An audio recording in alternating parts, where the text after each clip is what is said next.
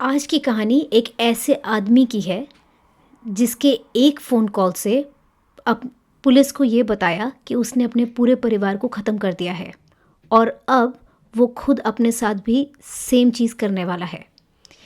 ये कॉल 9 जून 2012 को साल्मा कैलिफोर्निया से आई थी। पहली नज़र में ये एक फैमिली अनाहिलेशन का केस लगता है, लेकिन जैसे जैसे पुलिस और जर्नलिस्ट इस आदमी के पास्ट को खोलने लगे तो उनके सामने जो ट्रेजेडी अनफोल्ड हुई वो बहुत ही विचित्र थी। एक आदमी, अवतार सिंह, भारत में इंटरपोल के रेड नोटिस का सब्जेक्ट था और उस पर कश्मीर के ह्यूमन राइट्स लॉयर के मर्डर के साथ साथ और लोगों को ख़त्म करने का भी सस्पेशन था। इसलिए आज की कहानी सिर्फ अवतार सिंह की नहीं है, ये कहानी है उनके सभी विक्टिम्स की। कलेक्टिवली विजिलेंट के हिंदी पॉडकास्ट में आपका स्वागत है। कलेक्टिवली विजिलेंट में हम सच्ची आपराधिक घटनाओं को कानूनी, मनोवैज्ञानिक और अपराध शास्त्र के ज़रिए से समझते हैं। अगर आपको क्राइम को सिर्फ सुनना ही नहीं, उसको उसके पूरे संदर्भ में समझना पसंद है तो इस चैनल को सब्सक्राइब करने ना भूलें। हमारा पॉडकास्ट अमेज़ॉन, एप्पल, स्पॉटिफाई और यूट्यूब पे भी अवेलेबल है। 2 सीजन्स इंग्लिश में हम लोग कर चुके हैं। अब ये हमारा हिंदी का पॉडकास्ट की शुरुआत है। राइट दीदी, तो जब मैं ये कहानी रिसर्च कर रही थी तो मुझे लग रहा था कि ये सिर्फ एक परिवार की ट्रेजेडी की कहानी होगी और ऐसा लग रहा था कि एक पूरे परिवार की जान अपने पिता के हाथों में आ गई और everyone died because of that. लेकिन जितना मैंने ज़्यादा रिसर्च किया तो मुझे पता चला कि ये जो आदमी था इसने बहुत ही कॉम्प्लिकेटेड लाइफ जी थी। लेकिन मुझे पता चला कि इस आदमी ने अपनी वाइफ और बच्चों पर ही गोलियां नहीं चलाई, वो तो इंडिया में पहले से ही इंटरपोल के रेड नोटिस पे था। इस स्टोरी की रिसर्च मुझे Kashmir, military service, custodial killings, human right violations और एक्सट्राडिशन फेलियर्स की लगी और मुझे ऐसा लगा कि इंटरनेशनल ब्यूरोक्रेसी भी इसमें शामिल है। तो दीदी, let me take you back. मैं आज की स्टोरी वहाँ से स्टार्ट करती हूँ, ठीक है? तो 9 जून 2012 एक सैटरडे मॉर्निंग थी। पुलिस को फ़ोन करने वाला आदमी खुद अवतार सिंह था। उन्होंने अथॉरिटीज़ को बताया कि उन्होंने अपने पूरे परिवार को ख़त्म कर दिया है और वो अब अपने ऊपर गन चलाने लगा है। ये सुनते ही ऑफ कोर्स दीदी, पुलिस फटाफट भाग करके उस पाइन स्ट्रीट के लोकेशन तक पहुंचने लगी। लेकिन प्रॉब्लम ये थी कि पुलिस तुरंत ही उस घर में नहीं घुस सकती थी क्योंकि उन्हें ये पता ही नहीं था कि इस आदमी, जिसकी बैकग्राउंड उनको ये पता थी कि मिलिट्री की है, ये ना हो कि उसने घर में कुछ एक्सप्लोसिव्स या बाकी चीज़ें ना डाल दी हों। इसलिए पुलिस ने जब उस कल्डरसैक, और कल्डरसैक अमेरिका में उस एरिया को कहते हैं जहाँ पे जो घर हैं वो ऐसे गोलाई से में होते हैं, तो वो डेड एंड स्ट्रीट होती है।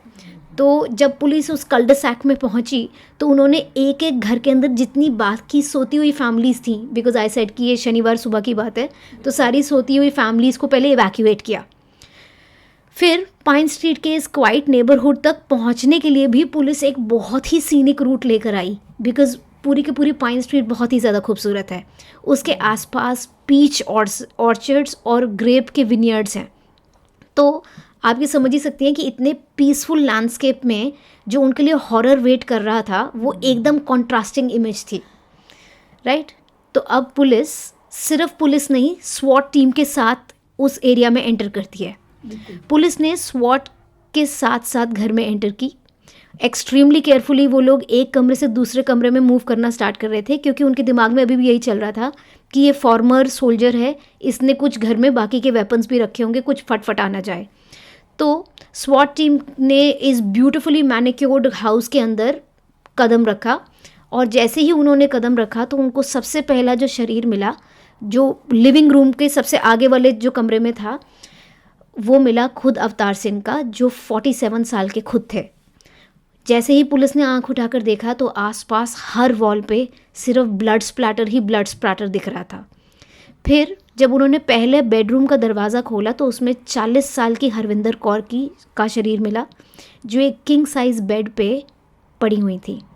बिल्कुल उनके बाजू में इस कपल का 3 साल का बेटा जय सिंह भी था। जय सिंह भी मर चुका था और हरविंदर कौर भी मर चुकी थी और इन सब के ऊपर गन से हमला किया गया था। दूसरे बेडरूम में पहुंचते हुए पुलिस को इस कपल का सबसे जो बड़ा बेटा था 17 साल का कंवल पाल सिंह, उसकी बॉडी मिलती है। जब पुलिस कंवल पाल के रूम से नेक्स्ट रूम की तरफ बढ़ रही थी तो उन्हें एकदम से एक आवाज़ सुनाई दी। ये साउंड बिल्कुल राइट नेक्स्ट, ऐसा लग रहा था कि बिल्कुल जो उनके बाजू वाला कमरा है वहाँ से आ रही है। और एकदम जैसे ही उन्होंने मुड़कर देखा तो उनको पता चला कि जो बीच वाला कमरा था उसमें हरविंदर कौर और अवतार सिंह का 15 साल का बेटा कंवलजीत सिंह जो था वो अभी भी सांसें ले रहा था। घर पर कंवलजीत को आर्यन के नाम से बोला जाता था। तो आर्यन अभी भी ज़िंदा था मगर उसकी कंडीशन एक्सट्रीमली ग्रूसम थी।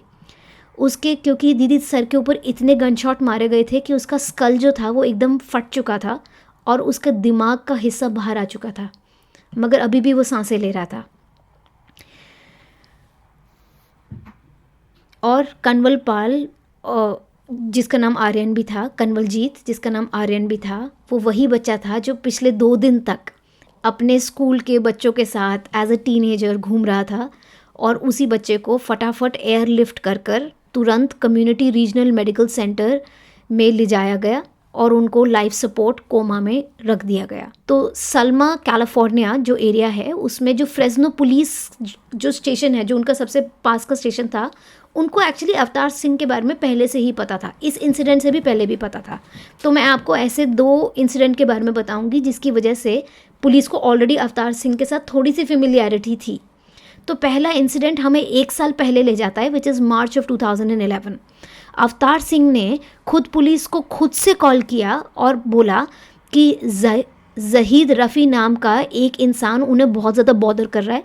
और अवतार सिंह ने डिमांड किया कि इस आदमी के खिलाफ एक रिस्ट्रेनिंग ऑर्डर इशू किया जाए, क्योंकि उनके हिसाब से जाहिद उनको बार बार कांटेक्ट करने की कोशिश करता था, कॉल करता था, चिट्ठियाँ भेज रहा था। और अवतार सिंह के हिसाब से वो जाहिद उनको हरास कर रहा था। ना हमें इस शब्द को बड़ा केयरफुली समझना पड़ेगा, क्योंकि जाहिद हरास, अगर हम आम भाषा में बोलें तो शायद लोग कहेंगे कि हरास कर रहे थे, but actually Zahid Rafi is a journalist. तो अगर जर्नलिस्ट किसी को बार बार कॉल कर रहा है, चिट्ठी भेज रहा है, तो हम उसको हरासमेंट नहीं बोलेंगे, उस सिर्फ इंक्वायरी बोल सकते हैं प्रॉबली, राइट। तो अब हमें ये समझना पड़ेगा दीदी कि जहीद रफ़ी उनको कॉल ही क्यों कर रहा था, कोई चिट्ठियाँ भेज ही क्यों रहा था, right. Why will a journalist follow a man like that. और ये 1 साल पहले की बात है दीदी। हमें ये जानना ज़रूरी है इस टाइम पर कि वो जो जर्नलिस्ट है वो उनको फॉलो करते हैं, उनको कॉल्स कर रहे हैं, पर क्या हम जर्नलिस्ट के खिलाफ रिस्ट्रेनिंग ऑर्डर्स दिए जा सकते हैं? नहीं दीदी, तो थियोरेटिकली आप वैसे थियोरेटिकली किसी के भी खिलाफ आप एक रिस्ट्रेनिंग ऑर्डर मांग सकते हो अगर आपको कोई सच में परेशान कर रहा है। और मगर हमें ये भी समझना पड़ेगा कि ये कैलिफोर्निया ऑफ कोर्स यूएसए में है, तो हमें वहाँ का लॉ समझना पड़ेगा। अगर वैसे कोई पर्सन आपको थ्रेटन कर रहा है, स्टॉक कर रहा है, आपकी जान लेने के ऊपर आया है, आपको हरासमेंट कर रहा है, आपको बेसिकली पीसफुल जीने नहीं दे रहा, तो आप उसके खिलाफ एक रिस्ट्रेनिंग ऑर्डर अमेरिका में मांग सकते हैं। मगर हमें ये भी याद रखना पड़ेगा कि अमेरिका का जो फर्स्ट अमेंडमेंट है उसके हिसाब से जो जर्नलिस्ट हैं they have the right to ask you questions, specially जब आपने कुछ ऐसा किया हो जिसके लिए पूरी की पूरी पब्लिक को आंसर जानना ज़रूरी है, राइट। और जो मैंने आपको पहले ही बताया कि जहीद रफ़ी जो हैं वो एक जर्नलिस्ट हैं।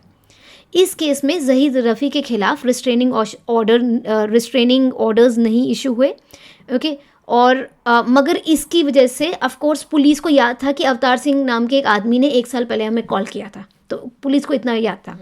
फिर दूसरी वजह इससे थोड़ी ज़्यादा सीरियस है। 26 मार्च 2011 में अवतार सिंह की खुद की जो वाइफ हैं, जो अब जिनकी डेथ हो चुकी थी, जिनका नाम था हरविंदर कौर, उन्होंने खुद पुलिस को कॉल करके बोला कि अवतार सिंह उनके साथ मारपीट कर रहे हैं, गाली गलौज कर रहे हैं, और डोमेस्टिक अब्यूज़ का जो केस है अपने पति के खिलाफ उन्होंने खुद दर्ज किया। पुलिस ने अवतार सिंह को कस्टडी में भी रखा। और ऑफ कोर्स जैसे जो स्टैंडर्ड पुलिस प्रोसीजर है कि जैसे कि आप पुलिस स्टेशन में जाते हो तो वो आपके अंगूठे और ऑफ कोर्स फिंगरप्रिंट्स लेंगे, आपकी फ़ोटो खींचते हैं। जैसे ही उन्होंने अवतार सिंह की फिंगरप्रिंट्स अपने सिस्टम में डाले तो एकदम से उनको इंटरपोल का एक रेड नोटिस एकदम से दिख गया कि इंडियन गवर्नमेंट के हिसाब से this person is on a red notice, right. Why was he on a red notice, ऐसा क्यों था? क्योंकि अवतार सिंह इंडिया से भाग करके जा चुके थे और एक कोर्ट केस के अंदर उनके ऊपर एक बेसिकली कोर्ट केस चल रहा था और वो भाग करके देश से जा चुके थे, इसलिए इंटरपोल के रेड नोटिस पे थे। और किलिंग कोई एक या दो इंसान की नहीं थी, उनके ऊपर काफ़ी लोगों की किलिंग का केस था। तो फ्रेज़नो पुलिस अपना ऑफ कोर्स दायित्व निभाते हुए उन्होंने जैसे ही इनके फिंगरप्रिंट्स का वो पता चला, उन्होंने एकदम से वॉशिंगटन कॉल कर दिया इंटरपोल के ऑफिस में। उन्होंने कहा कि देखो जी, आपका जो अवतार सिंह है, ये जो हमारे पुलिस स्टेशन में इस टाइम है, हमारी गिरफ्तारी में है, आप हमें प्लीज़ लेट अस नो कि हमें क्या करना है। राइट, तो वही प्रोसीजर है। लेकिन इंटरपोल ऑफिस से कोई टाइमली रिस्पॉन्स नहीं मिला। और जैसे कि आप जानती ही हैं कि आप किसी को जेल में कुछ ही टाइम रख सकते हो, तो उसके बाद उनकी पुलिस उनको कोर्ट में ले गई, कोर्ट में पेशी हुई और उनको बेसिकली प्रोबेशन मिल गई अपनी वाइफ को मारने पीटने के केस में। ओके, मगर ऑफ कोर्स वो घर वापस आ गए। Okay, and he started living like a free man. तो इस समय हम अगर ये बात दोबारा से देखें हम्म, तो ये तो सिस्टम फेलियर हो जाता है। कहाँ इंटरपोल को इमीडिएटली जवाब देना चाहिए था। सो ये आदमी इंडिया में सीरियस एलिगेशन है इसके खिलाफ। दूसरा, इंटरपोल ने इसका नाम रेड अलर्ट में डाल रखा है, नोटिस दे रखा है। तीसरा, कैलिफोर्निया में डोमेस्टिक वायलेंस की अरेस्ट के बाद भी ये बंदा रिलीज हो गया। हाँ, तो इंटरनेशनली क्या इतना स्ट्रॉन्ग था या फिर हमारे सिस्टम्स इतने वीक है कि उनके बीच में कोई टाइमली कुछ मतलब क्या शब्द यूज करेंगे, टाइमली आपस में ये लोग बातचीत नहीं करते हैं, कोई कॉमन डेटाबेस नहीं है इनका। तो दीदी, जिससे पहले कि मैं इसका जवाब दूं, शायद हम सबको थोड़ा सा गलत फहमी है कि इंटरपोल होता क्या है। ओके, तो ये गलत फहमी ज़रा थोड़ी सी दूर करनी चाहिए, क्योंकि जब मैं ये केस रिसर्च करी थी तो मेरे दिमाग में भी एग्जैक्टली वही क्वेश्चन उठ रहे थे जो भी आपने बोले हैं। ठीक है, तो हमें जो गलत फहमी है उसके बारे में थोड़ा समझने की कोशिश करते हैं कि Interpol is essentially just a communication network. Interpol किसी के, आपको उनकी कोई खुद की पुलिस नहीं होती तो वो आपको पकड़ने नहीं आ सकते। वो सिर्फ इतना बता देंगे कि देखो जी, यहाँ की एक लॉ एजेंसी है, उसने बोला है कि ये वाला बंदा यहाँ से भाग गया है, शायद भाग करके अगर आपके पास आया है तो आप हमें इन्फॉर्म कर देना। तो बेसिकली ये जो इंटरनेशनल बेसिकली मैसेजेस एक दूसरे पुलिस डिपार्टमेंट्स तक पहुँचाता है, इंटरपोल का सिर्फ इतना सा काम है। तो वॉशिंगटन इंटरपोल ऑफिस ने कहने के हिसाब से, जो बाद में रिपोर्ट पब्लिश हुई उसके हिसाब से, वॉशिंगटन के जो इंटरपोल ऑफिस है उसने इंडिया के जो नेशनल सेंट्रल ब्यूरो है उसको कॉल करके बता दिया कि देखो जी, आपका अवतार सिंह नाम का जो भगोड़ा है वो हमारे कैलिफोर्निया के एक जेल में बैठा है, what do you want us to do about it. ठीक है ना, वॉशिंगटन इंटरपोल के स्पोक्स पर्सन के हिसाब से इंडिया ने उनको कभी कोई जवाब ही नहीं दिया। एंड और उनके हिसाब से court, we made quite a few contacts, we made however we got no response, unquote. फिर उन्होंने ये क्लैरिफाई किया कि एक्स्ट्राडिशन का जो प्रोसेस है वो इंडियन गवर्नमेंट की रिस्पॉन्सिबिलिटी है, कि अगर आप किसी को चाहते हो अपने देश में वापस लाना तो आप इन्फॉर्म करो यूएसए की गवर्नमेंट को कि देखो, हमारे यहाँ का एक अलेजिड मर्डरर आपकी कंट्री में जा चुका है, प्लीज़ उसे वापस कर दें। मगर वो बोले जो नोटिस है वो कभी यूएसए के खिलाफ इंडिया ने जारी ही नहीं किया, कभी वो रिक्वेस्ट दी ही नहीं गई। ओके, तो इन अदर वर्ड्स ये basically Interpol is just a signal machine between different countries. वो खुद से जा कर के किसी को नहीं अरेस्ट कर सकते। तो सलमा के जो पुलिस चीफ हैं उनसे पूछा गया कि देखिए, अगर आपने अवतार सिंह को तभी पकड़ लिया होता तो हो सकता है कि 1 साल बाद वो अपनी फैमिली को मारने लायक बचते ही नहीं, तो आपने क्यों नहीं किया उनको अरेस्ट। तो उन्होंने सीधा सीधा बोला कि देखिए, हमारी रिस्पॉन्सिबिलिटी है वॉशिंगटन को बताना, हमने वॉशिंगटन को बोल दिया, और वॉशिंगटन की रिस्पॉन्सिबिलिटी है आगे काम करना। हमें वॉशिंगटन से जवाब ही नहीं मिला तो हम कैसे इसको रख सकते हैं अपने पास। तो डोमेस्टिक वायलेंस के कुछ समय बाद अवतार सिंह अपने परिवार को बेसिकली मूव कर देते हैं, और उनका पहले जो घर था एक मैकॉल एवेन्यू नाम की जगह पर था, उसके बाद वो पाइन स्ट्रीट में शिफ्ट हो जाते हैं, जहाँ पर बेसिकली वो घर हर एक का ग्रेवयार्ड बन गया था बाद में। ओके, और अवतार सिंह खुद ही वहाँ मृत पाए गए थे बाद में। राइट, देखो, एक बार जरा हम टाइमलाइन फिर चेक कर लें तो डोमेस्टिक वायलेंस का केस रजिस्टर किया जाता है। इंटरपोल की खबर के बावजूद इंडिया ने कोई उनको लिखित वर्बल मतलब किसी तरीके का कोई कम्युनिकेशन था ही नहीं। राइट, तो वाइफ बैटरी केस के बाद डोमेस्टिक वायलेंस केस हुआ, मतलब वही हम्म फिर रेड नोटिस रिकॉर्ड पर था, जर्नलिस्ट को थ्रेट वाला इन्होंने खुद हम्म पुलिस को जाकर बोला कि भाई ये हम्म जर्नलिस्ट मेरे लिए थ्रेट बन चुका है, मेरा पीछा कर रहा है। हम्म तो फिर भी सिस्टम उन्हें पकड़ क्यों नहीं पाया? हम देख इतने पावरफुल देशों की बात कर रहे हैं, इंटरपोल बीच में आ रहा है, हम्म आप यूएस की बात कर रही हैं, और अपने देश को भी हम कोई छोटा मोटा ना समझे। बिल्कुल। तो ये एक बहुत ही बड़ी कहानी है, तो मैं आपको उसकी तरफ लेके चलती हूँ। ज़हीद रफ़ी कोई ऐसे वैसे इंसान नहीं जो उनको सिर्फ पीछा कर रहे थे। Zahid Rafi is a highly educated journalist जिन्होंने Berkeley, who is also a Berkeley graduate. वो कैलिफोर्निया एरिया में अपने कॉलीग्स के थ्रू भी अवतार सिंह को कांटेक्ट करने की कोशिश कर रहे थे कि ठीक है, तुम मेरा जो है फ़ोन कॉल मत लो। He was trying to get other people to get in touch with Avtar Singh. Okay, तो ज़हीद रफ़ी ने जब फ़ोन किया, वो बार बार फ़ोन करने की कोशिश कर रहे थे, मगर उसके बाद अवतार सिंह ने एक दिन उनको खुद ही कॉल कर दिया। And in a very calm voice, in very steady English, he started saying the following things. उन्होंने ज़हीद से पूछा कि क्या तुम कश्मीर से हो? और फिर उन्होंने एक और क्वेश्चन पूछा कि तुम मुझे क्यों ढूंढ रहे हो? So basically he asked, are you from Kashmir and why are you after me? Right? तो दो बड़े स्पेसिफिक से क्वेश्चन पूछ लिए हाँ हाँ। और उन्होंने then Zahid of course being a journalist answered, और उन्होंने कहा कि हाँ, मैं कश्मीर से हूँ और मैं आपसे कुछ क्वेश्चंस पूछना चाहता हूँ। I will be in Fresno California, may I ask you a few questions. Okay, तो ये सुनते सुनते अवतार सिंह जो एकदम स्टेडी इंग्लिश और एकदम काम डिमीनर में अभी तक बात कर रहे थे, वो एकदम से ज़हीद रफ़ी को गालियाँ देना स्टार्ट कर देते हैं। उन्होंने ज़हीद रफ़ी ने अब ये जो आर्टिकल बाद में छापा जिससे मैंने ये सब लिया है, ओके, वो आर्टिकल छपा था एक मैगज़ीन में जिसका नाम है क्रिश्चियन साइंस मॉनिटर, और उसमें उन्होंने पब्लिश करते हुए he said the following things, so I am going to quote them. Okay, Avatar Singh पहले इंग्लिश में बोल रहे थे और बाद में पंजाबी और हिंदी में शिफ्ट करके गालियाँ देने लगे। फिर उन्होंने कहा, तुम्हें इतनी हिम्मत हो गई कि तुम कश्मीर से सलमा आ गए? तुम्हें लगता है कि तुम्हारे बाप का कश्मीर है?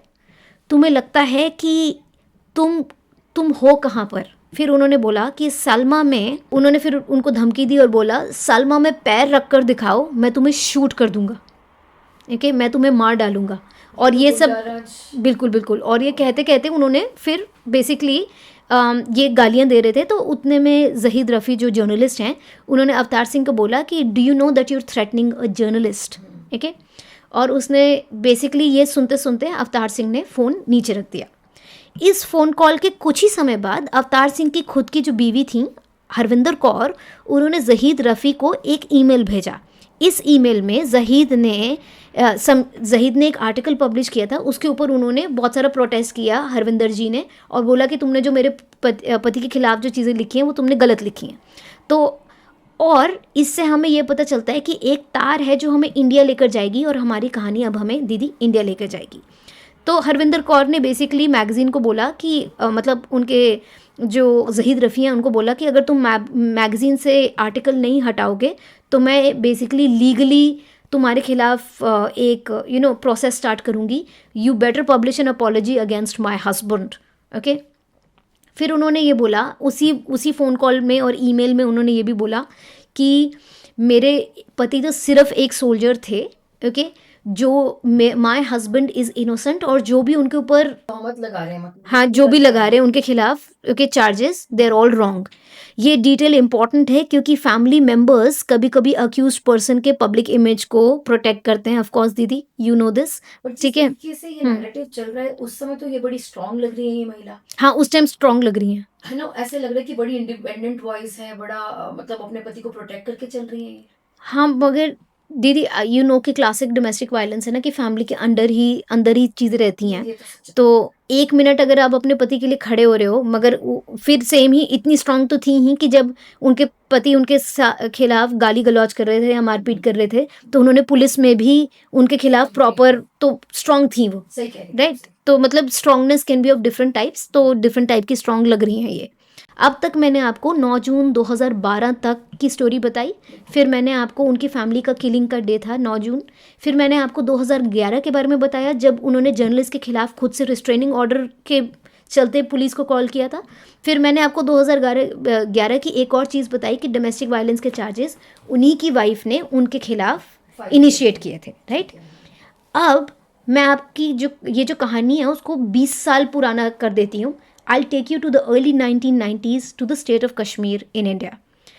द अर्ली 1990s, आपको दीदी याद ही होगा और पूरी दुनिया को ही पता है कि कश्मीर वैली एक बहुत ही पॉलिटिकली वॉलेटाइल स्पेस है जहाँ पे armed conflict, state violence, militancy, disappearance, arbitrary detention, human rights violation वाली जो एलिगेशंस हैं ये हमेशा से ही रही हैं. ओके. और इसी कॉन्टेक्स्ट में हम इस कहानी के एक बहुत ही इम्पॉर्टेंट किरदार की तरफ चल रहे हैं. उनका नाम था जलील अंद्राबी. जलील अंद्राबी 36 साल के सिविल राइट्स अटर्नी थे. वो मैरिड थे, उनके 3 बच्चे भी थे और वो कश्मीर कमीशन ऑफ ज्यूरिस के चेयरमैन थे. वो ह्यूमन राइट्स ऑर्गेनाइजेशन थी और of course as a lawyer ये उस ऑर्गेनाइजेशन के पार्ट थे. जलील अंद्राबी ने कई साल तक जम्मू कश्मीर की प्रिजन कंडीशंस को इम्प्रूव करने के लिए गवर्नमेंट पे बहुत ज़्यादा प्रेशर डाला. उन्होंने बोला कि जो लोग अरेस्ट होते हैं उनके अरेस्ट आर्बिट्रेरी हैं, उनकी डिटेंशन आर्बिट्रेरी है. कस्टोडियल किलिंग्स और डिसअपीयरेंसेस के ऊपर उन्होंने बहुत सारे डॉक्यूमेंट्स कोर्ट्स में फाइल किए. वो सिर्फ कोर्ट रूम के लॉयर ही नहीं, as you can tell, okay, वो उस टाइप के इंसान थे जो पूरी पावर को चैलेंज कर रहे थे जो कश्मीर के ऊपर उस टाइम सत्ता में थी. मतलब अपने आप में बहुत ही स्ट्रांग रहे होंगे जो ये ऐसी बारीकियां निकाल कर उनको फाइल कर रहे थे. हाँ, और on top of it he is not just any type of lawyer कि मतलब जो सिर्फ like he just does it as a job और घर चले जाएं. He seems to be a man who was very very passionate about basic human rights of every single person. तो जलील अंद्राबी ने श्रीनगर के हाई कोर्ट में ये सारे पिटिशंस फाइल किए और अक्टूबर 1994 में पिटिशंस के बाद और डिस्ट्रिक्ट कमेटीज़ को बनाया गया. इन्हीं के जो पिटिशन है उसके बाद डिस्ट्रिक्ट की कमेटीज़ का फॉर्मेशन हुआ. तो ये उनका बहुत बड़ा हाथ है उसमें. इन कमेटीज़ में basically judicial services, police, medical authorities को सबको शामिल किया गया ताकि जेल के अंदर जो लोग डिटेन्ड हैं और जो पुलिस लॉकअप्स में लोग पड़े हैं उनको ढंग से ट्रीट किया जाए. Then in October 1995, 1 year later, जलील अंद्राबी ने पिटिशन किया कि Jammu and Kashmir state government को कि हमें यह अश्योरेंस दो कि जो प्रिजनर्स हैं उनको आप कश्मीर के बाहर डिटेन नहीं करोगे. तो कश्मीर के अंदर की जो दिक्कत है, अगर आप किसी को डिटेन कर रहे हो, आप अरेस्ट कर रहे हो, उसको आप कश्मीर में ही रखोगे, इंडिया के किसी और पार्ट में नहीं लेकर जाओगे. ठीक है. फिर जलील अंद्राबी ने 1 साल उसके भी बाद मार्च 18, 1996 में he went to Geneva for the human rights, United Nations Human Right Commission के सामने उन्होंने कश्मीर का जो कमीशन ऑफ ज्यूरिस हैं उनकी ये जो सारी की सारी चीज़ें चल रही थी, जो भी सत्ता के खिलाफ उनकी गुजारिशें थी, वो उन्होंने ह्यूमन राइट्स कमीशन के सामने भी रखी. ये सारी डिटेल्स यहाँ पे बहुत ही ज़्यादा इंपॉर्टेंट हैं क्योंकि जलील अंद्राबी एक कोई रैंडम विक्टिम नहीं थे. वो स्टेट की अकाउंटेबिलिटी मांग रहे थे. वो एक बहुत ही वोकल लीगल एक्टिविस्ट थे, जैसे आप समझ ही रहे हैं मैंने आपको जो इतना सब कुछ बताया. तो जनवरी 1996 में जलील अंद्राबी ने इवन जब वो दिल्ली में आए थे तो उन्होंने इवन न्यूज़पेपर्स को ये भी बोला कि I am on a hit list, मैं किसी भी दिन ख़त्म हो सकता हूँ.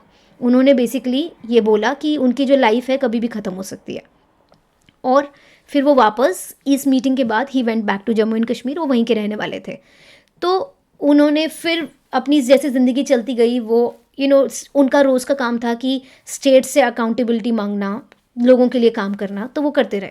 देन 30 जनवरी 1996 को जलील अंद्राबी ने बेसिकली सारे जर्नलिस्ट से बात की और उसके बाद वो अपने काम में लगते गए और हम फरवरी के महीने में पहुंच जाते हैं 1996 के. उसमें अगेन उन्होंने पिटिशन एक्टिविज़म करते करते उनका नाम बहुत ही ज़्यादा फेमस हो रहा था और क्योंकि उन फॉरेन कंट्रीज़ में भी रिप्रेजेंट कर चुके थे. He was a very prominent figure. उसी साल मार्च ऑफ 1996 में एक दिन जलील अंद्राबी अपनी वाइफ के साथ गाड़ी में शाम को घर जा रहे थे.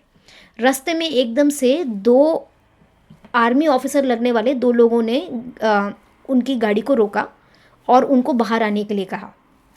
तो उनकी जो वाइफ रिफत है ऑफ कोर्स वो बहुत डर गई क्योंकि उनके पति का नाम हमेशा हिट लिस्ट जैसे में रहता था, तो वो एकदम डर गई. तो उस दिन तो उनको एक बार बोला गया कि तुम नीचे आओ.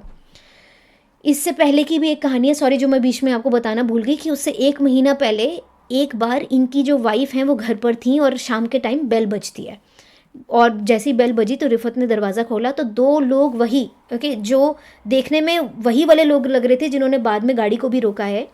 दो पुलिस आर्मी ऑफिसर लगने वाले लोगों ने रिफत की बेल बजाई। रिफत ने दरवाज़ा खोला और उनसे पूछा गया कि आपके पति के घर पर हैं जलील अंद्राबी। तो उन्होंने कहा कि नहीं नहीं, मेरे husband is not at home, आप उनके चेम्बर्स में उनसे कल मिल लीजिएगा हाई कोर्ट में जाके। तो उन्होंने फटाफट दरवाज़ा बंद कर दिया ये कह के। एक्चुअली जलील घर पर ही थे and being a very very smart man वो सेकंड फ्लोर पे थे और उन्होंने सेकंड फ्लोर से जो दो लोग आए थे उनकी फ़ोटो खींच ली। ठीक है, अब 1 महीने बाद, तकरीबन 1 महीने बाद सेम से ही लगने वाले, क्योंकि आर्मी की यूनिफॉर्म सेम सी लगती है। और नहीं, अगर कद काठी हाँ। डॉल है तो दूर से वो इतना तो समझ रहे होंगे कि इंसान हाँ, सेम से ही है मतलब। और उनको ये भी लग रहा था कि वो क्लियरली बता सकते थे कि एक जो सोल्जर हैं जो घर पर आए थे वो he is the follower of Sikhism, कि उन्होंने उन्होंने पग बांधी हुई थी, राइट। तो खैर अब उस दिन की तो फोटो उन्होंने पग बांधी हुई थी।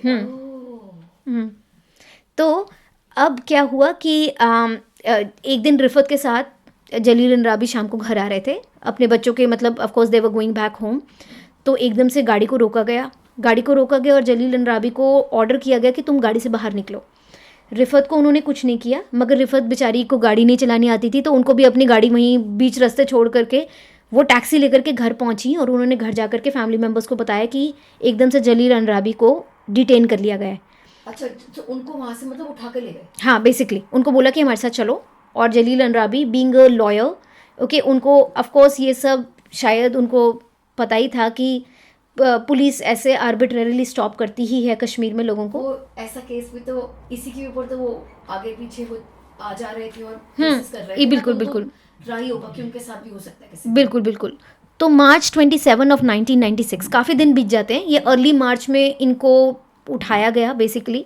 और पूरे 2 हफ्ते तक मतलब उनकी ढूंढाई चली, कहाँ गए। आर्मी वाले उठा के ले गए, आर्मी वाले कह रहे हैं कि हमने नहीं उठाया, पुलिस वाले कह रहे हैं हमने नहीं लिया, हमारे पास नहीं है। तो उनकी फैमिली बेचारी एक जगह से दूसरी जगह भाग रही है कि जलील अंद्राबी गए कहाँ। ठीक है, और बहुत ही इंपॉर्टेंट बंदे थे तो उनके साथ इतने सारे और लोग भी उनकी ढूंढाई कर रहे थे कि गए कहाँ। ठीक है, और इस टाइम पे थोड़ा ये भी मतलब बॉर्डर का वो रहता है कि ये ना हो कि कोई उठा करके बॉर्डर के पार ले गया हो, तो बड़ी सारी उनके दिमाग में अटकलें चल रही थी कि बेचारे गए कहाँ। अब दुखद चीज़ होती है कि 27 मार्च 1996 को जलील अंद्राबी का जो शरीर है वो झेलम रिवर में पाया जाता है। और जब उनका शरीर पाया गया तो उनके हाथ बंधे हुए थे, उनके पूरे शरीर पे हर जगह गन शॉट की वुंड्स थी और उनके शरीर को देख करके किसी को भी पता चल रहा था कि उस शरीर को तगड़े तरीके से टॉर्चर किया गया है।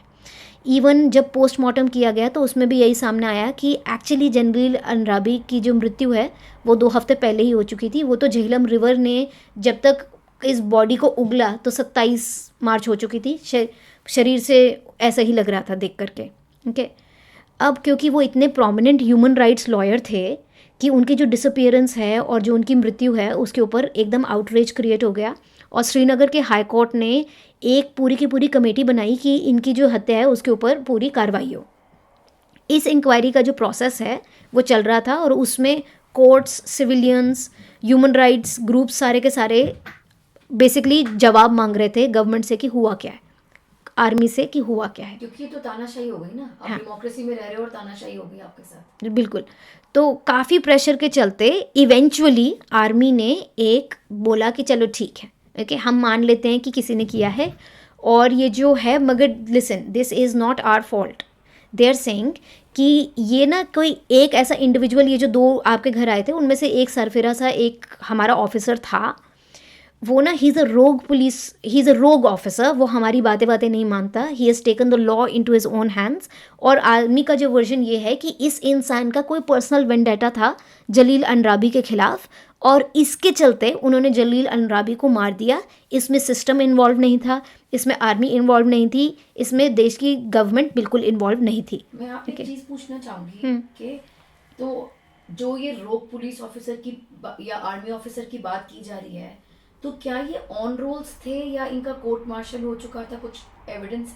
हाँ, मतलब बाय द वे 2 में से एक को पुलिस ने आर्मी ने आइडेंटिफाई करके बोला कि हम ये जो रोग आर्मी ऑफिसर है ना, इसका नाम है अवतार सिंह, ओके, और ये हमारे रोल्स पे है।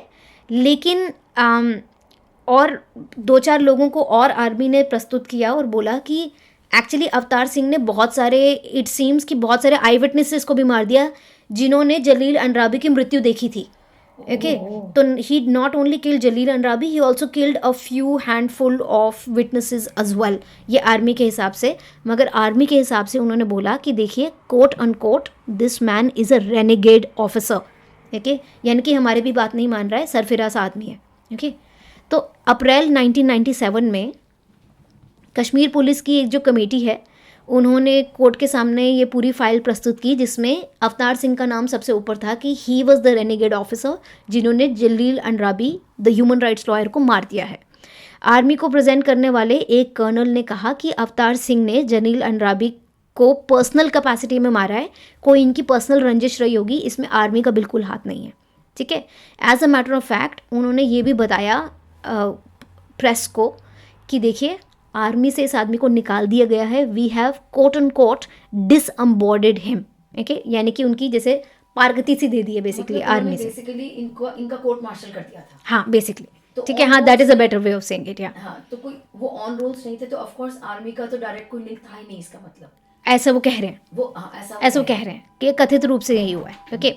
मगर बाद में एक्चुअली पता चलता है, जो सारे के सारे जर्नलिस्ट इस चीज़ के पीछे लगे थे, कि पता चला कि एक्चुअली आर्मी ने उन्हें कश्मीर से हटा करके लुधियाना में पोस्टिंग कर दी थी और अभी भी वो टेरिटोरियल आर्मी के पार्ट थे अवतार सिंह। मैं तुमसे पूछना चाह रही थी कि उनमें इतनी हिम्मत कहाँ से आई कि उन्होंने एक इंसान को, मतलब बीच सड़क ही बोलेंगे, बीच सड़क से अगवा कर लिया, मार भी दिया। हाँ, तो मतलब ये सारी प्रश्न हैं जो आप जो भी सारे प्रश्न पूछ रहे हैं वो जलील अंद्राबी का पूरा ख़ानदान पिछले 30 साल से पूछ रहा है। तो अगर हमें आंसर मिलेगा तो उन बेचारों को भी आंसर मिल ही जाएगा, राइट। तो खैर, तो यूनियन गवर्नमेंट ने बोला कि देखो जी, ये जो है इस आदमी का जो हम इतना कर लेते हैं कि इसके खिलाफ कोर्ट में स्टार्ट करते हैं, ओके, और प्रोसीडिंग स्टार्ट की। तो जैसे ही प्रोसीडिंग का फर्स्ट पार्ट होता है कि आपसे आपका पासपोर्ट ले लिया जाता है ताकि आप भाग ना जाएं, फिर पूरे के पूरे अलर्ट जाहिर हो जाता है कि देखिए इनको कोई नया पासपोर्ट ना दिया जाए, ओके। और गवर्नमेंट ने, सेंट्रल यूनियन गवर्नमेंट ने ये भी बोला कि 4 वीक्स के अंदर अंदर कोर्ट के सामने ये सारा कोर्ट स्टार्ट हो जाना चाहिए, ये जो पूरा मामला है। और स्टार्ट हो भी गया और सुनने वाले 2 जजेस जो थे उनका फटाफट ट्रांसफ़र भी हो गया। तो जैसे ही फर्स्ट सुनवाई हुई उसके बाद जो 2 जजेस हैं उनको एकदम से ट्रांसफ़र भी कर दिया। अब 1998 तक पुलिस ने, बेसिकली जो कश्मीर पुलिस थी वो यही कह रही थी कि देखिए, again he is a renegade person, okay. और ये जो अनकंफर्टेबल ट्रूथ है, जो लोगों को लग रहा था कि Kashmir police is one of the people responsible या फिर आर्मी रिस्पॉन्सिबल है, उन्होंने सब कुछ एक आदमी पर डाल दिया। और फिर उन्होंने बोला कि देखो, ये ना लग रहा है कि अवतार सिंह भाग गया है and we are not able to find him, तो इसलिए वो कोर्ट नहीं आ रहा, तो अब हम कहाँ से लेकर आए उस आदमी को, ठीक है। मगर इंटरेस्टिंग बात यह है कि पूरी कश्मीर की पुलिस और पूरे हमारे देश की पुलिस उस आदमी को नहीं ढूंढ पाई, और एक जर्नलिस्ट ने जाकर उसको 2 मिनट में ढूंढ लिया। तो उस जर्नलिस्ट का नाम है हरतोष बाल, जो बाय द वे बहुत ही फेमस जर्नलिस्ट हैं, ओपन मैगज़ीन से एसोसिएटेड हैं, और उस टाइम पर वो इंडियन एक्सप्रेस न्यूज़पेपर में काम करते थे। उन्होंने अवतार सिंह को लुधियाना में फटाफट लोकेट कर लिया, उनका इंटरव्यू भी ले लिया, मगर वो इंटरव्यू इंटरेस्टिंगली आज तक कभी पब्लिश नहीं हुआ है। मगर उसके सारे नोट्स अवतार सिंह के पास, हरतोष बाल के पास थे। और उन्होंने एक और भी चीज़ बोली कि बाय द टाइम हरतोष बाल अवतार सिंह का इंटरव्यू लेने गए, वो देखने में अब no longer he look like a Sikh man. उन्होंने अपने बाल काट दिए थे और अपनी पग हटा दी थी, मतलब उन्होंने अपनी आइडेंटिटी काइंड ऑफ चेंज कर दी। बिल्कुल बिल्कुल। और वो मतलब अब यही होता है कि सारे पंजाब के गबरू हैंडसम लंबे आदमी सिमिलर से ही लगते हैं, ओके। तो अब जैसे पुलिस कह रही है कि हमें पता ही नहीं, मगर हरतोष बाल ने उनको ढूंढ भी लिया और उन्होंने इंटरव्यू भी लिया। और अवतार सिंह ने उस इंटरव्यू में बोला कि देखिए, मुझे स्केपगोट बनाया जा रहा है, आई एम नॉट रिस्पॉन्सिबल। और ये चलते चलते 3 साल निकल जाते हैं और फिर साल आ जाता है साल 2000 तक ये क्लियर था कि कहीं ना कहीं अवतार सिंह, जैसे कि जर्नलिस्ट जो हैं वो बार बार जाके ढूंढ ही रहे थे, बात भी कराते थे, उनके इंटरव्यू भी पब्लिश हो रहे हैं। मगर 4 साल के मतलब जर्नलिस्ट उनको पंजाब एरिया में बार बार ढूंढ रहे थे और मिल भी जाते थे उनको। मगर उसके बाद एकदम से अवतार सिंह देश से बाहर निकल जाते हैं और पहले वो कनाडा चले जाते हैं और कनाडा के बाद वो कैलिफोर्निया शिफ्ट हो जाते हैं। उनका तो पासपोर्ट जब्त नहीं कर लिया गया था? बिल्कुल जी, बिल्कुल बिल्कुल जब्त हो चुका था, मगर सिस्टम कुछ भी है, हाँ, निकल कर, I mean right, these kind of people, बिल्कुल। राइट। और बाय द वे कैलिफोर्निया में जाकर के उन्होंने बिल्कुल लेजिटिमेटली अपना ट्रकिंग बिजनेस भी स्टार्ट कर दिया। इसका मतलब जो पासपोर्ट उनके पास था, किसी अथॉरिटी ने तो उसको चेक किया होगा, इतना लेजिटिमेट था कि उनको भी पता नहीं चला कि ये फॉर्ज्ड है, आई मीन। हाँ, मगर दीदी या फिर सच्चा है? मतलब ये सिर्फ अटकलें हैं, बट ऐसा भी हो सकता है कि Avatar Singh is a very common name and as a clean shaven man ये चीज में भी, क्योंकि देखिए अब मैं 2000 की फ़ोटोग्राफी की बात करूं तो उस टाइम पे जैसे आजकल हम लोग किसी भी एयरपोर्ट के थ्रू जाते हैं तो हमारा रेटिना चेक होता है, कहीं पर फिंगरप्रिंट्स होते हैं, क्योंकि आपको कोई भी वीज़ा इशू होता है उसके साथ आपकी ये सारे पर्सनल आइडेंटिफिकेशन लिया जाता है। उस टाइम पे सिर्फ एक फ़ोटो होती थी। ओके, ये प्री 9/11 वर्ल्ड जो था वो अलग था, और उससे पहले ये देश से निकल के पहले कनाडा गए हैं, कनाडा से he it seems like literally walked into United States. Okay, और उन्होंने अपना पूरा लेजिटिमेट ट्रकिंग बिजनेस भी स्टार्ट कर दिया। और ये आप बिल्कुल सही कह रही हैं कि पासपोर्ट तो इम्पाउंड हो गया था, तो ये इंसान देश के बाहर कैसे निकला? तो ये प्रश्न जलील अंद्राबी की फैमिली 30 साल से पूछ रही है, हम भी सेम क्वेश्चन पूछ रहे हैं। हाँ, हम भी सेम पूछ रहे हैं। अवतार सिंह के बारे में नेक्स्ट इन्फॉर्मेशन, अब मैंने आपको 1994 के बारे में बताया, 1995 के बारे में बताया, 97 के बारे में बताया, then I took you to the year 2000। अब मैं एकदम से आपको 2007 की बात बताऊंगी, क्योंकि दैट्स द नेक्स्ट टाइम हमें अवतार सिंह का नाम सुनने को मिलता है। अवतार सिंह ने अपेरेंटली, उनके खिलाफ किसी ने एक बार कॉल की थी आइस एजेंट्स को, which is immigration and customs enforcement, और आइस एजेंट्स को बताया गया कि देखिए जो अवतार सिंह है ये अपने परिवार के साथ यहाँ रह रहे हैं and he is an illegitimate presence on US soil. तो यूएस के जो आइस के स्पोक्स पर्सन थी उस टाइम की, उनका नाम है लॉरी हेली। उन्होंने कहा कि देखिए ऑफकोर्स हमें 2007 में पता चल गया था कि he is an unlawful presence in the US, और हमने उसके खिलाफ रिमूवल प्रोसीडिंग स्टार्ट कर दी थी, but these things take time. Okay, और वो आज का आइस नहीं है जो ट्रंप के अंडर हो कि अगर शाम को कुछ आपके सामने होता है तो अगले मॉर्निंग तक you are out of America. ऐसा नहीं है कुछ भी।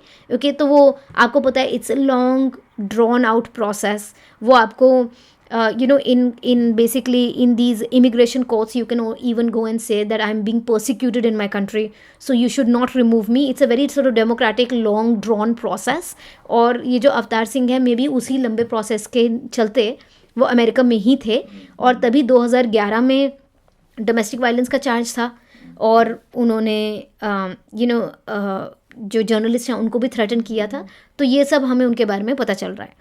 अब क्या हुआ, बड़ी इंटरेस्टिंग बात, सेम जो जर्नलिस्ट हैं जिनके बारे में मैंने आपको पहले बताया था, हरतोष बाल, जैसे ही हरतोष बाल को हल्की सी खबर लगी कि अवतार सिंह के कोई एक नाम, अवतार सिंह नाम के किसी आदमी का डोमेस्टिक वायलेंस का चार्ज कैलिफोर्निया साल्मा में रजिस्टर हुआ है, तो हरतोष बाल ने एकदम से अपने वही नॉर्मल कॉन्टैक्ट से अवतार सिंह को कॉल किया। अवतार सिंह ने फ़ोन भी उठा लिया।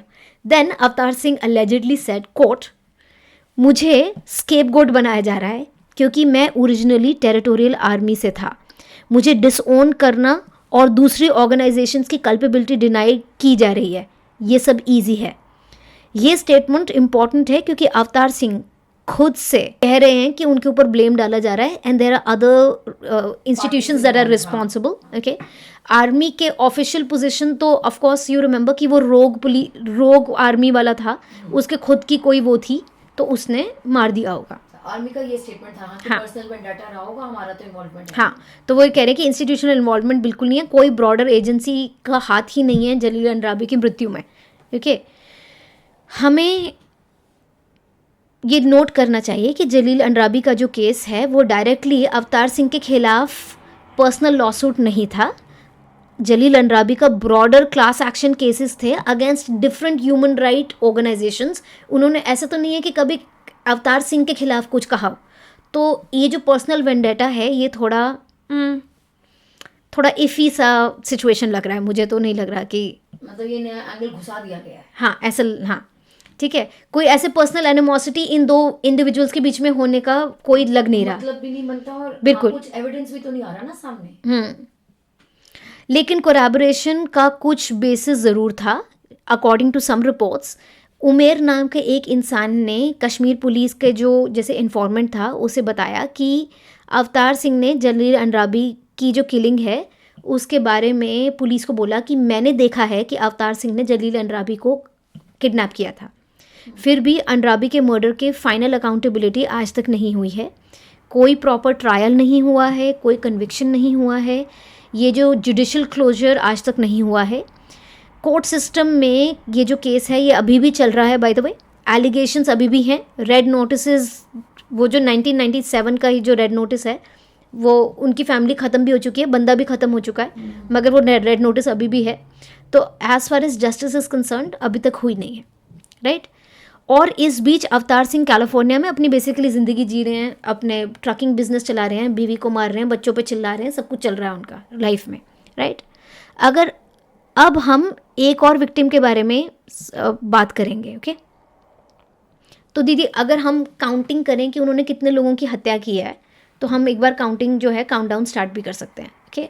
40 साल की हरविंदर कौर, 17 साल का कंवलपाल सिंह, एक 3 साल का उनका बच्चा था जय सिंह, ठीक है। आर्यन याद है जिनका नाम कंवलजीत सिंह था, जो 15 साल का था, जो बेचारा याद है उसको अस्पताल ले गए थे, एयरलिफ्ट कर लिया था, उसका ब्रेन स्कल से बाहर आ चुका था। और उस बेचारे ने 4 दिन, आर्यन ने जो ज़िंदगी और मौत के बीच की जो लड़ाई है वो 4 दिन तक लड़ी। He was completely on life support. उनका ब्रेन बिल्कुल एज आई सेड कि स्कल के बाहर ही आ चुका था, इतनी सारी गन शॉट वुंड्स थी कि इसी चलते आर्यन की भी मृत्यु जून 14, 2012 को हो गई थी। उनका चौथा विक्टिम नहीं था। हाँ, तो ये बच्चा अपने फादर का चौथा विक्टिम था। 5th कंफर्म्ड विक्टिम है अपने ह्यूमन राइट्स लॉयर जलील अंद्राबी, ओके। और रिपोर्ट्स के चलते अवतार सिंह के ऊपर एक और भी सस्पिशन है कि उन्होंने इवन जो आई विटनेसेस हैं उनको भी मार दिया था। हमें ये भी नहीं पता कि कितने आई विटनेसेस थे भी या नहीं, हमें ये भी नहीं पता, क्योंकि ये सारी अटकलें हैं। इसके अलावा एक्चुअली अवतार सिंह के ऊपर एक और किलिंग का सस्पिशन भी है, और वो एक ऑर्डिनरी टाइप का आदमी था जिसकी बेसिकली ऐसा कहते हैं कि अवतार सिंह ने उनकी हत्या कर दी। वो उन्हीं की विलेज के अंदर रहने वाले एक एल्डरली, एक बूढ़े टेलर थे। ऐसा कहा जाता है कि अवतार सिंह को ऐसा सस्पिशन था कि उनकी जो सिस्टर इन लॉ हैं उनका एक टेलर से अफेयर चल रहा है, और अवतार सिंह के जो बड़े ब्रदर हैं उनकी डेथ हो चुकी थी तब तक। तो बेसिकली ये कमान संभाले थे फैमिली की इज्जत की, और इन्होंने अपनी सिस्टर इन लॉ के अलेजेड अफेयर के ऊपर एक इंसान को मार दिया। लेकिन कुछ लोगों का ये भी कहना है कि अफेयर वफेयर वाली कोई चीज़ नहीं थी। एक्चुअली वो जो टेलर हैं उनका पैसा अवतार सिंह लेना चाहते थे, कुछ ऐसा कहा जा रहा है, या फिर वो पैसा ओ करते थे अवतार सिंह को, ऐसा भी कहते हैं। तो हमें ये नहीं पता कि क्यों मारा, बट हमें ये पता है कि उसने ऐसा एलेज्ड है कि एक वो टेलर को भी मार चुके हैं। हम 7वां या 8वां विक्टिम मान सकते हैं उनका। तो मतलब टोटल हमने जो गिन लिए, तो आपने बोला विटनेसेस, तो हम 7 तो कंफर्म, तो लगभग 9-10 लोगों को मार दिया। हाँ, जिनका हमें समझ में आ रहा है। अब ये नंबर ज़्यादा भी हो सकता है, हाँ, वी डोंट नो, है ना। जिस हिसाब से ये चल रहे थे तो हो सकता है ज़्यादा भी हो। तो बेसिकली इवन सर्वाइविंग जो चाइल्ड था उसकी भी मृत्यु हो चुकी है, हर एक की, basically everyone died in the family. तो इन फादर ने बेसिकली पूरी फैमिली को डिस्ट्रॉय कर दिया, अपने बच्चों के फ्यूचर को डिस्ट्रॉय कर दिया, अपनी फैमिली की आइडेंटिटी को इरेज कर दिया, ठीक है, सब कुछ। और ये हमें याद रखना चाहिए कि एक बेचारा बच्चा सिर्फ 3 साल का था और एक उनका बेटा 17 साल का हो चुका था, which is almost an adult, okay. मगर इन्होंने he took the law in his own hands. तो ना इनका कभी कोई ट्रायल हुआ, ना कोई क्रॉस एग्जामिनेशन हुआ, तो अकाउंटेबिलिटी कैसे मानी जाए, राइट। तो हरतोष बाल ने जो इंटरव्यू लिया था, याद है आपको, उसमें अवतार सिंह ने एक और भी बड़ी ही संगीन चीज़ बोली थी जो पहले मैंने नहीं कोट की, अब मैं आपको बताती हूँ। Avtar Singh said, quote, and he said this in English, so I'm going to say it in English. Quote, the law here is on my side. The case against me will not stand in court, unquote. जब हरतोष बाल ने उन्हें बोला कि India में आपका extradition हो सकता है, आपको वापस भेजा जा सकता है, तो अवतार सिंह ने कहा, court, there is no question of me being taken to India alive, they will kill me, unquote. जब जर्नलिस्ट हरतोष बाल ने पूछा, what do you mean by they, वो है कौन जो तुम्हें मारेंगे, तो अवतार सिंह ने बोला, court, the agencies, raw, military intelligence, it's all the same, unquote. इसी इंटरव्यू में अवतार सिंह ने ये भी क्लेम किया था कि उन्हें अलकायदा से कांस्टेंट थ्रेट्स भी मिल रहे हैं, लेकिन जर्नलिस्ट के ने इन क्लेम्स को आज तक सीरियसली नहीं लिया है, ओके, बिकॉज किसी को ये नहीं समझ में आ रहा था कि आपको दूर से अलकायदा क्यों आएगा, ओके। क्या रहा है इनके दिमाग में, कभी इंडियन एजेंसी की बात कर रहे हैं, अब हमें उसको उलझा रहे होंगे बातों में और बोल दिया अलकायदा भी। हाँ, मगर अगर आपका पाकिस्तान से आपका कोई कनेक्शन, क्योंकि आपने एक बहुत इंपॉर्टेंट ह्यूमन राइट्स लॉयर को मारा है, ओके, तो हमें ये नहीं पता कि किसका कनेक्शन कहाँ से है, या फिर हमें ये भी नहीं पता कि it's the persecutorial mindset of a sick man, हमें ये भी नहीं पता, it could be anything, right. तो खैर ये बातें वो कह रहे थे, और अवतार ने ये भी कहा, court, if the extradition goes through, I will open my mouth, I will not keep quiet, unquote. तो इस लाइन में यही इंपॉर्टेंट लग रहा है कि देखिए ये बार बार अंडरस्कोर कर रहे हैं पिछले 12-14 साल के जितने भी इंटरव्यूज इन्होंने दिए कि I am being made a scapegoat, किसी और की गलती है, मुझे सिर्फ निशाना बनाया जा रहा है, ओके, मेरी सिर्फ बलि चढ़ रही है। लेकिन अल्टीमेटली अवतार सिंह ने कभी कोई ट्रायल फेस नहीं किया जलील अंद्राबी की किलिंग के लिए या किसी और की भी किलिंग के लिए, राइट। उन्होंने 9 जून 2012 को खुद के ऊपर गन चला दी।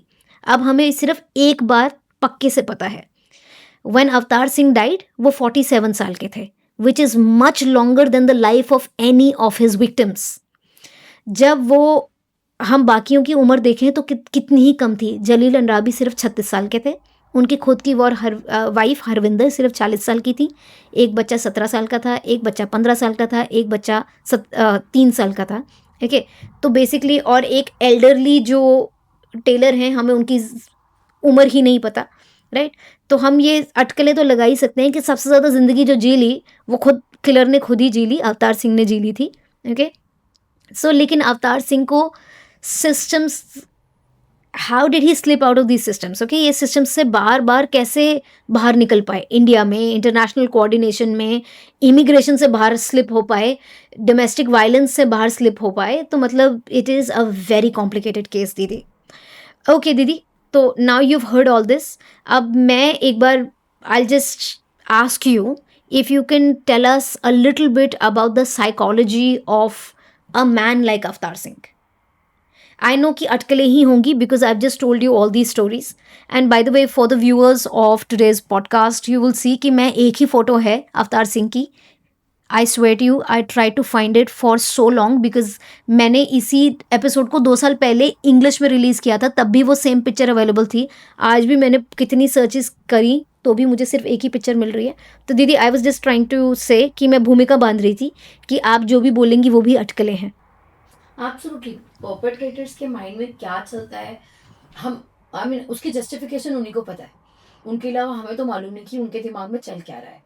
तो कोई भी इंसान अपने आप में जो विलन के रूप में रहते हैं या होते हैं या खुद को परसीव करते हैं, वो अपने एक्शंस को सर्वाइवल, ड्यूटी, रिवेंज, मतलब है आपके कहने का ये मतलब है कि कोई भी पर्सन अपने आप को विलन की तरह परसीव नहीं करता। कि देखो, परपेट्रेटर्स के माइंड में ऑलमोस्ट हमेशा जस्टिफिकेशन होती है, तो कोई भी पर्सन अपने आप को विलन के रूप में तो देखता ही नहीं है, ना इमेजिन करता है ना परसीव करता है। तो वो अपने एक्शंस को किसी ना किसी नाम से तो जस्टिफाई करेगा कि सर्वाइवल के लिए किया। ये बार बार बोले जा रहे हैं ड्यूटी है, स्केपबोर्ड बना रहे हैं, कोई कह रहा है रिवेंज है, कोई कहेगा कि ऑनर है। तो कोई ना कोई चीज़ मतलब आप फ्रेम करते रहोगे कि भाई ये रीज़न है। सो अवतार सिंह के केस में पॉसिबल जस्टिफिकेशन का मिक्सचर ये हो सकता है क्योंकि मिलिट्री ड्यूटी, वो हम फिर बोल रहे हैं कि उनके इंस्टीट्यूशनल ने शायद उनको बिट्रे किया है, फिर वो स्केपगोट तो खुद को मान ही रहे हैं, किसी तरीके का पैरानोया हो सकता है। हाँ, क्योंकि वो अलकायदा का भी नाम ले रहे थे कि अलकायदा मेरे पीछे है। फिर किसी अलकायदा के बाद मतलब किसी तरीके का कोई एक्सपोजर है, या फिर उनको ये, हाँ, उनका ये फियर था कि he is been expose to the world, anybody can attack him basically. तो या फिर उनका जो कंट्रोल उनके हाथ से छीना चला जा रहा है। उसके बाद फैमिली एनाइलेशन पे अगर आए तो परपेट्रेटर्स कभी कभी अपनी फैमिली को, अपने परिवार को इंडिविजुअल्स के रूप में नहीं देखते हैं, बल्कि मतलब अपनी ही आइडेंटिटी, अपना ही एक्सटेंशन मानते हैं। तो अपने शेम, अपना फेलियर, अपना डाउनफॉल, उनको ना वो एक्सटेंशंस लगने चलते हैं। तो जब वो खुद को डूम्ड समझते हैं कि हमारा अंत आ रहा है, तो वो फैमिली को साथ में लेकर ही डूबते हैं। मतलब अकेले नहीं डूबेंगे, फैमिली का सिर पहले डुबाएंगे।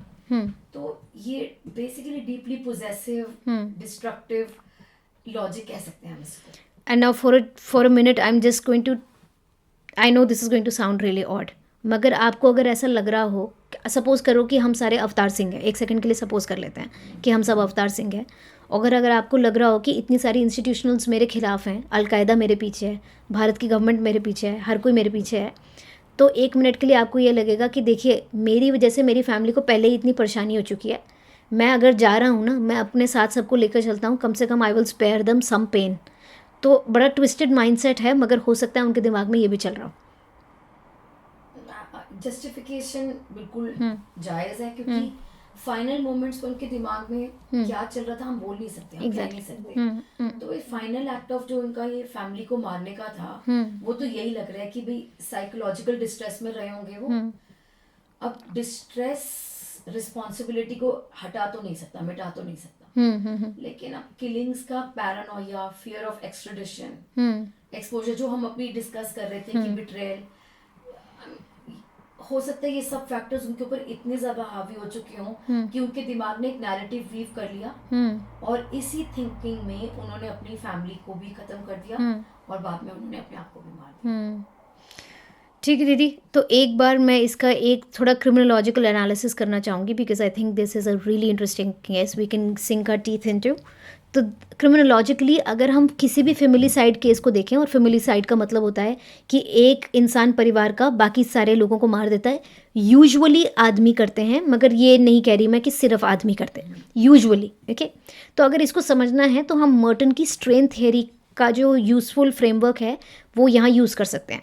स्ट्रेन थियरी के मुताबिक जब किसी इंसान के जो गोल्स हैं अपनी लाइफ के बारे में, जो एक्सपेक्टेशंस हैं, वो फेलियर में तब्दील हो जाती हैं, तो उस इंसान के ऊपर जो सोशल प्रेशर होता है उसकी वजह से वो इंसान कुछ भी कर सकता है। कभी कभी ऐसे वाले लोग फ्रॉड के रूप में दुनिया को बेवकूफ़ बनाने में निकल जाते हैं, अपनी कोई भी क्रिप्टो करेंसी खोल देंगे, या किसी का चेक फॉर्ज कर देंगे, या फिर कभी कभी बहुत ही वायलेंट रूट्स की तरफ चले जाते हैं। तो हो सकता है कि इनको ये जो सारे आप जो प्रेशर्स बता रही थी 2 मिनट पहले, उनकी वजह से स्ट्रेन था इनके ऊपर बहुत ज़्यादा, तो इसीलिए थेरी का नाम कहते हैं स्ट्रेन थेरी। ओके, तो जो स्ट्रेन है इनके ऊपर ये भी था कि डोमेस्टिक वायलेंस का केस भी अब मेरी बीवी ने मेरे ऊपर डाल दिया है। प्रोफेशनल स्ट्रेन तो ऑलरेडी चल ही रहा था, किसी ने आइस को ऑलरेडी बता ही दिया था कि ये इलीगली अमेरिका में रह रहे हैं, लीगल ट्रबल थी इनकी, जर्नलिस्ट इनको ढूंढ पा रहे थे, हमें हर ही बार जर्नलिस्ट ढूंढ ही पा रहे थे। तो इसके चलते इनकी लाइफ में बहुत स्ट्रेन था, तो उसके चलते उन्होंने अपनी भी हत्या कर ली और बाकियों को भी मार दिया। क्योंकि देखा जाए तो सोचने की बात है कि अब तक इतने सारे स्ट्रेन्स के साथ वो फंक्शन कैसे कर पा रहे थे, वो फैमिली चल कैसे रही? दीदी अब psychologically I think different people are capable of doing different things, कि कोई इंसान बहुत छोटा सा आप उसके ऊपर जैसे चीख दो किसी बच्चे के ऊपर तो बच्चे सहम जाते हैं, कई and some people can just take so much, right? So depends from person to person. और एक और जो हम क्रिमिनोलॉजिकल थियरी यहाँ यूज़ कर सकते हैं इस केस को समझने के लिए, वो हो सकता है सोशल लर्निंग थियरी। तो सोशल लर्निंग थियरी के हिसाब से अगर हम समझें तो देखा जाए तो जोन से इन्वायरमेंट में अवतार सिंह बड़े हुए थे, उसके अंदर उनके हाथ में एज अ सोल्जर 18 साल की उम्र में आपके गन थमा दी जाती है, राइट? तो ऐसे केसेस में जो इन्वायरमेंट है वो वायलेंट है। आपकी पोस्टिंग कश्मीर में हुई है, one of the most violent places, right? वहाँ पे कुछ भी चीज़ नॉर्मलाइज नहीं है, राइट? और as a matter of fact as a soldier आपको रिवॉर्ड किया जाता है अगर आपने किसी के खिलाफ वायलेंस की है, राइट? तो इंस्टीट्यूशनल जस्टिफिकेशन आ जाती है आपकी वायलेंस की किसी के भी खिलाफ। तो हो सकता है कि इसीलिए उनको ये जस्टिफाइड लगा हो। थ्योरी का नाम है सोशल लर्निंग। तो उन्होंने over a period of time ये लर्न किया कि as a soldier when I do something the nobody holds me responsible. तो उन्होंने खुद से ही विटनेसेस को एलिमिनेट कर दिया, एनिमीज़ को भी उन्होंने एलिमिनेट कर दिया। वो जो वो थे जो टेलर हैं वो सपोजिटली इनके एनिमी थे, सपोजिटली जर्नलिस्ट को गाली गलौज कर दिया, थ्रेटन कर दिया, बीवी बच्चों को मार दिया, राइट। तो मैं ऑफ कोर्स एक्सक्यूज़ नहीं कर रही हूँ, मैं सिर्फ एक पॉसिबल फ्रेमवर्क बता रही हूँ कि ये सब चलते कि ये चलता है, मेरे को कौन पकड़ेगा। तो this can be a way of understanding this is called social learning theory. वो बोलते हैं ना, डिसेंसिटाइज हो जाते हो आप, तो उनको वो चीज़ नॉर्मल लगी अपनी लाइफ में। बिल्कुल। और जिस चीज़ को दीदी स्ट्रेस के नाम से थोड़ी देर पहले समझा रही थी साइकोलॉजिकल पॉइंट ऑफ व्यू से, उसको क्रिमिनोलॉजी में टेक्निक्स ऑफ न्यूट्रलाइजेशन के हिसाब से भी समझा जाता है कि सपोज करो कि मेरे को किसी ने पकड़ लिया है और मैं अवतार सिंह हूँ, तो मैं बोलूँगी देखो जी मेरी गलती तो है नहीं, बाकियों की गलती है। तो जो टेक्निक्स ऑफ न्यूट्रलाइजेशन का मतलब है कि आप अपने दिमाग में एज अ परपेट्रेटर किसी भी बात को सामान्य घोषित करने के लिए आप न्यूट्रलाइज करोगे अपनी, आप बोलोगे देखो मेरी गलती नहीं है, मैं सोल्जर हूँ, मुझे कहा गया है, ठीक है, मैं प्रेशर में था इसलिए मैंने मार दिया। तो लाइक दैट। तो दीदी यहीं पर ख़त्म करते हैं। लीगली इसका कोई वो नहीं है, तब से मैंने आपको बताया कि केस चल रहा है जलील एंड राबी का, आज तक सॉल्व नहीं हुआ।